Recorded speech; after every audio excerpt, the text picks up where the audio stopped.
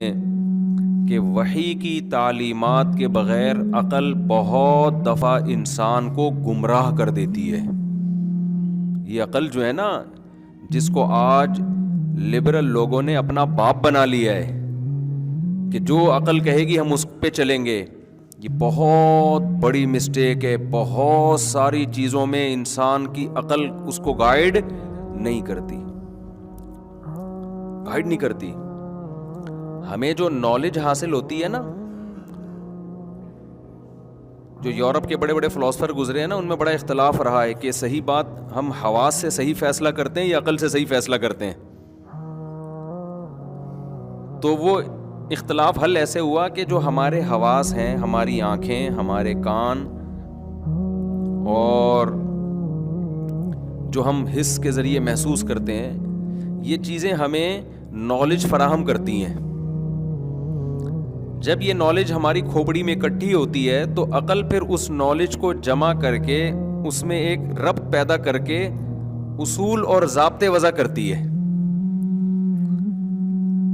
جس کی کھوپڑی میں عقل ہے اس کو سمجھ میں آ گیا ہوگا. ٹھیک ہے، میں مثال سے سمجھاتا ہوں.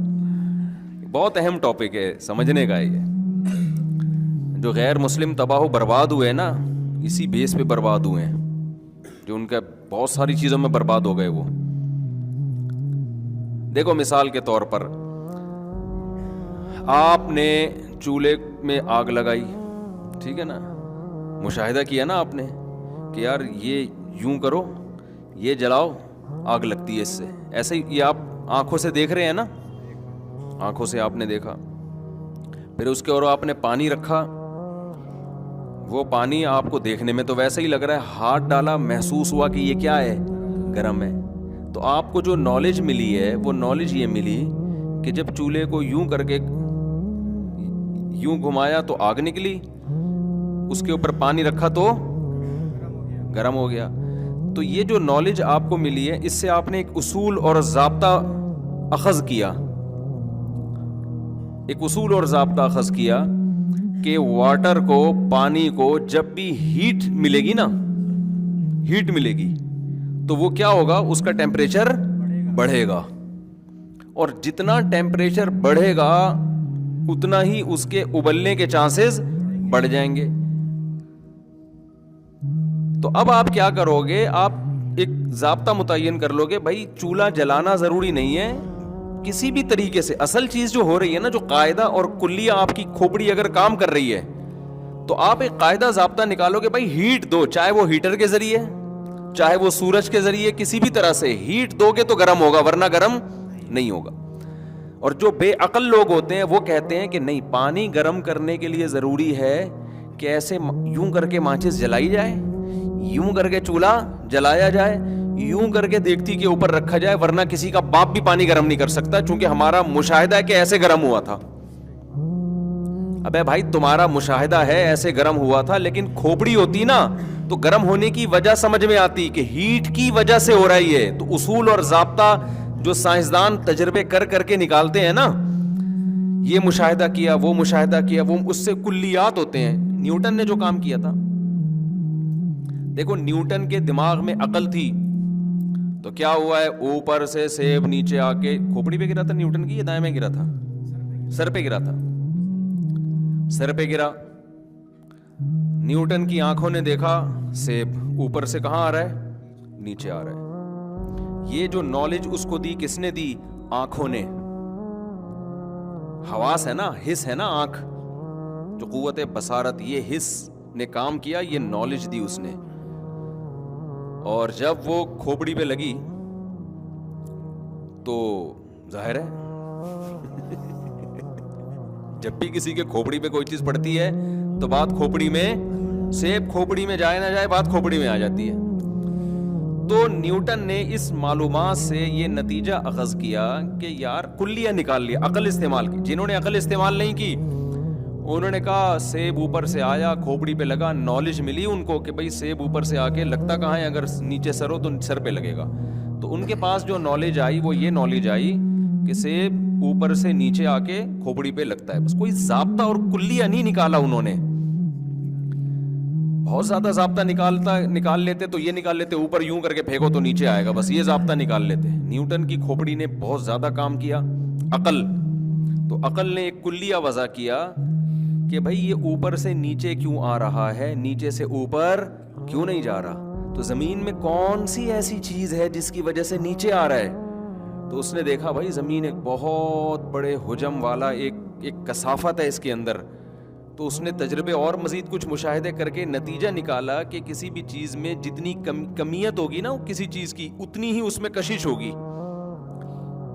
یہ ایک ایسا خاندانی اصول اس نے وضع کر کے دے دیا کہ خود بخود اب سائنسدان کیلکولیشن کرتے رہتے ہیں, بھائی چاند میں آپ کا وزن 10 گنا کم ہو جاتا ہے, اس کا مطلب چاند میں جو کثافت ہے وہ زمین سے 10 گنا کم ہے.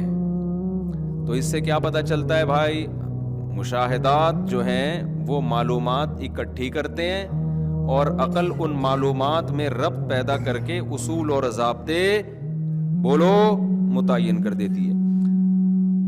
اب مسئلہ یہ ہے کہ مجھے ایک بات بتاؤ, ہمارے جو یہ حواس ہیں یہ لامحدود ہیں یا محدود ہیں؟ بولو نا, لمٹ ہے نا ان کی ایک. تو عقل جو ضابطے متعین کرے گی وہ بھی لمٹ ہوگی ان کی, یا وہ ہر چیز میں ٹانگ اڑائے گی عقل جا کے؟ جو چیز آپ کے مشاہدے میں نہیں آ رہی سائنسدانوں کے, جو سماعت میں نہیں آ رہی, جو محسوس کرنے میں نہیں آ رہی, اور زیادہ تر اس کائنات میں 0.0000001% بھی چیزیں ایسی نہیں ہیں جو انسان مشاہدہ کر رہا ہو, سن رہا ہو یا وہ محسوس کر رہا ہو. تو وہ اس پوری کائنات کے بارے میں ہر چیز میں اصول اور ضابطے کیسے وضع کر سکتا ہے؟ سمجھ میں آ رہی ہے بات کہ نہیں آ رہی ہے؟ یہ تو ممکن ہی نہیں ہے. اور اب سائنس نے یہ اعتراف بھی کر لیا ہے, جب مادے کو توڑا نا انہوں نے, ایٹم کو توڑا ہے. پہلے تو یہ دعویٰ کیا گیا تھا نیوٹن کے دور میں کہ اس کائنات کی حقیقت تک ہم پہنچ سکتے ہیں تجربہ اور مشاہدات کی بیس پہ. سمجھ میں آ رہی ہے بات؟ آئنسٹائن نے جو آ کے تھیوری پیش کی نا, اس نے کہا اس کائنات کو کسی کا باپ بھی نہیں سمجھ سکتا. اس نے یہ الفاظ نہیں تھے, کوئی سائنس کا طالب علم کیا اس نے کہاں لکھا ہے باپ کا لفظ دکھاؤ. یہ ہمارا اپنا کراچی کا اسٹائل ہے بھائی, ہم اسی طرح بات سمجھاتے ہیں. ہم اگر سائنسدان بھی ہوتے تو ہم کہتے, نیوٹن نے تو کہا تھا نا جو چیز متحرک ہے ہمیشہ متحرک رہے گی جب تک روکنے والا ہونا. ہم سائنسدان ہوتے ہیں کسی کا باپ بھی اس کو نہیں روک سکتا. ہمارے اپنے اسٹائل ہے بھائی سائنسی تھیوری پیش کرنے کے, اور جو رکی ہوئی ہے کسی کا باپ بھی. اور پھر مثال اس نے تو نیوٹن نے کوئی چیزوں کی مثال دی ہوتی, ہم لوگ کراچی کے لڑکوں کی مثال دیتے. دیکھو یہ پوستی 12 بجے تک سو رہا ہے, کسی کا باپ اس کو اٹھا سکتا ہے؟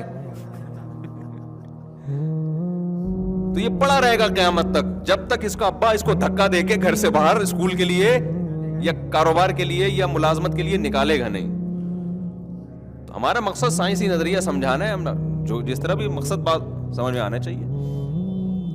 تو اس نے جو آئنسٹائن نے جو پیش کیا نا وہ کیا تھا کہ بھائی وہ جب یہ سائنسدانوں نے توڑا ہے نا چیزوں کو, پہلے یہ تھا کہ بھئی ایک ایٹم ہے تو پھر ایٹم سمجھ میں آ جائے گا, تو اوپر کی چیزیں پھر یہ جڑی ہیں. تو جب ایٹم کو جا کے توڑا ہے تو وہ اور عجیب فلم نکلی. اس میں نیوکلیس, پروٹون, الیکٹران وہ حرکت کر رہے ہیں, روشنی کی سپیڈ سے حرکت کر رہے ہیں. تو وہ ایک ذرے میں اتنی پیچیدگیاں ہیں. اور یہ نظریہ اضافت جو پیش کیا نا کہ ہم جب بھی کسی چیز کو کائنات میں ہم پہچانتے ہیں نا تو کسی دوسری چیز کی نسبت سے پہچانتے ہیں ہم. یہ بڑی خاندانی بات ہے. دیکھو ہم نے اگر کبھی روشنی نہ دیکھی ہوتی, اندھیرا ہی اندھیرا ہوتا, کبھی ہمیں روشنی سمجھ میں آتی کہ روشنی کسے کہتے ہیں؟ روشنی ہمیں سمجھ میں آ رہی ہے اندھیرے کی وجہ سے, اندھیرا ہمیں سمجھ میں آ رہا ہے روشنی کی وجہ سے. ہمیں جو گرمی کا احساس ہوتا ہے اس لیے کہ ہم نے سردی دیکھی بھی ہے. سردی کا جو احساس ہوتا ہے کس کی وجہ سے؟ اب سردی کو ڈیفائن کرنے کے لیے, ایکسپلین کرنے کے لیے گرمی کا تصور ضروری, اور گرمی کو ایکسپلین کرنے کے لیے سردی کا. کسی کو آپ گرمی سمجھانا چاہتے ہو سردی دکھاؤ, اس کو سردی سمجھانا چاہتے ہو گرمی دکھاؤ. تو کیا ایکسپلین کون کرے گا اس کو بیٹھ کے؟ صرف الگ سے گرمی کو کون ایکسپلین کر سکتا ہے؟ ہو ہی نہیں سکتی. بالکل ایسے ہے جیسے ایک آدمی سے کسی نے پوچھا تیرا گھر کہاں ہے, اس نے کہا وسیم کے گھر کے سامنے.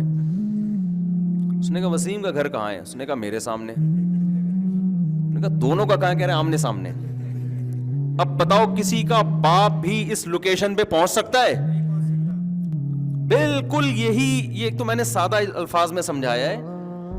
یعنی اس نے یہ دعویٰ کیا کہ یہاں امور اضافیہ کہتے ہیں ان چیزوں کو کہ ایک چیز کو سمجھنا دوسری چیز کے سمجھنے پر موقوف ہو. جب تک وہ سمجھ میں نہیں آئے گا یہ نہیں آئے گا، اور یہ نہیں آئے گا وہ نہیں آئے گا.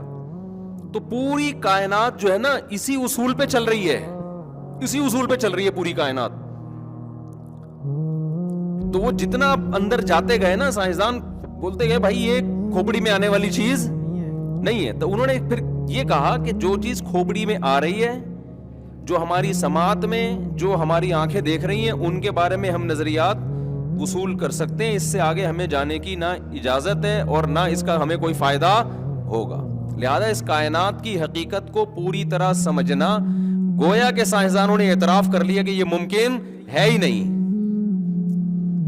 تو یہ مادی چیزوں کو جب سمجھنا، یہ جو آپ کہتے ہیں نا میڈیکل سائنس نے اتنی، آپ کیا ساری دنیا کہتی ہے، ہم بھی کہتے ہیں اتنی ترقی کی ہے، تو یقیناً ترقی کی ہے. لیکن آپ نے دیکھا ہوگا کہ یوٹیوب پہ بھی کچھ ڈاکٹرز بیٹھے ہوئے ہوتے ہیں، وہ کہتے ہیں جدید تحقیق کے مطابق یہ ثابت ہو گیا کہ اس میں یہ ہے، اور اس خوراک میں یہ ہے، اور اس خوراک میں یہ ہے. یہ جدید تحقیق کب کی ہوتی ہے؟ اگر 2022 چل رہا ہے تو 2022 کی ہوگی، 2023 چل رہا ہے تو 2023 کی. جب اب جدید تحقیق آتی ہے نا تو 2020 والی تحقیق تیل لینے چلی جاتی ہے. حالانکہ جو 2020 یا 21 میں تھے وہ اس کو کیا سمجھ رہے تھے؟ جدید. لہذا جدید کا لفظ جہاں لگا ہوا ہو، لوگ سمجھتے ہیں کہ اس سے زیادہ مستند کوئی بات ہو نہیں سکتی. حالانکہ یہ بھی ایک امر اضافی ہے، اس کو ہم جدید کہہ رہے ہیں پرانے کی نسبت. جب مزید اگلا سال آئے گا تو یہ جدید نہیں رہے گی، یہ کیا بن جائے گی؟ پرانی. تو جس پرانی کو آپ نے، جس تحقیق کو، ریسرچ کو کچرے کے ڈبے میں پھینکا نا آپ نے پرانی کہہ کے، اس کا مطلب 2023 والی تحقیق بھی پرانی ہو کے ابھی سے کچرے کے ڈبے میں پھینک دو آپ اس کو. نہیں آئی بات سمجھ میں؟ اب سوال پیدا ہوتا ہے جب ہم نے ساری تحقیقوں کو کچرے کے ڈبے میں ہی پھینکنا ہے تو تحقیق تمہارا پھر وہی باپ کرے گا معذرت کے ساتھ. کون سی تحقیق پر عمل کریں پھر ہم؟ بھائی عمل کرنے کے لیے تو جدید تحقیقی، کیونکہ ہمارے پاس اس کے علاوہ کوئی آپشن نہیں ہے. لیکن اس پر اندھا اعتماد کرنے کی آپ کو اجازت نہیں ہے. اس پر عمل اس لیے کیا جائے گا کہ بھائی بڑے ضرر سے بچنے کے لیے چھوٹا ضرر برداشت کیا جاتا ہے. کہ اب ہمیں نہیں پتا، پرانی تو پرانی ہو چکی ہے، اس کا امکان ہے کہ شاید یہ ثابت رہے، لیکن اس کا بھی امکان ہے کہ یہ بھی چینج ہو جائے. تو یہ جو تحقیقات بدلتی چلی جا رہی ہیں، یہ کتنا بڑا اعتراف ہے سائنس کا کہ ہم بہت ساری چیزوں میں یقینی طور پر